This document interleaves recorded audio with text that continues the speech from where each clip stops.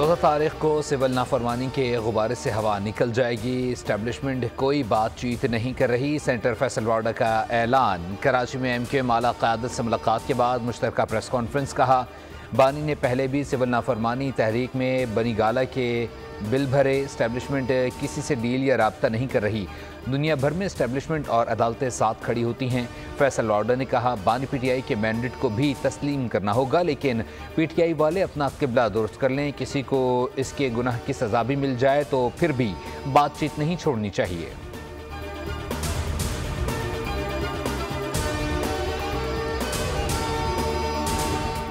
मदारिस की रजिस्ट्रेशन मामले पर अगस्त 2019 का इत्तेहाद तंजीमात मदारिस और PTI हुकूमत का मुआहदा सामने आ गया। मुआहदा PTI के दौरे हुकूमत में साबिक वफाकी वज़ीर शफ़क़त महमूद ने किया। इत्तेहाद तंजीमात ने मदारिस को वज़ारत तालीम के साथ मुंसलिक करने के मुआहदे पर दस्तखत किए। मुआहदे के मुताबिक रजिस्ट्रेशन न करवाने वाले मदारिस को बंद करने का मुश्तरका फ़ैसला किया गया।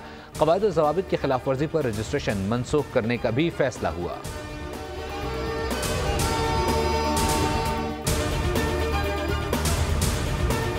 और मदारिस रजिस्ट्रेशन एक्ट पर सदर मुमलिकत के एतराज़ात सामने आ गए। ज़राए ऐवान सदर के मुताबिक सदर मुमलिकत के एतराज़ात में कहा गया है कि 18वीं तरमीम के तहत तालीम सूबाई मामला है। मदारिस की रजिस्ट्रेशन वज़ारत तालीम कर रही है। जब ये सूबाई मामला है तो कौमी असम्बली इस सूरत में कानून साजी नहीं कर सकती।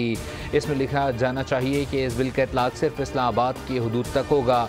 दूसरी जानिब दीनी मदारिस से मुताल्लिक़ कानून साजी और कौमी असम्बली का इजलास मंगल 10 दिसंबर को तलब। सदर मुमलिकत ने वज़ीर आज़म के एडवाइस पर इजलास शाम 5 बजे तलब कर लिया, जिसमें मामूल के एजेंडे समेत मदारिस और दीगर अमूर ज़ेर बहस आएंगे। इजलास का ताहाल नोटिफिकेशन जारी नहीं हुआ। सब्सक्राइब करें और बेल दबाएं ताकि कोई खबर रह न जाए।